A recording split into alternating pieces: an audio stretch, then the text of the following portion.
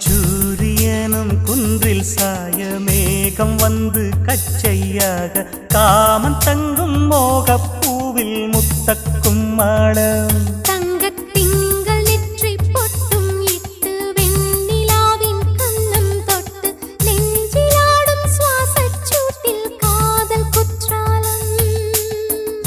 தேன் தெளிக்கும் தென்றலாய் நின்னருகில் வந்து நான்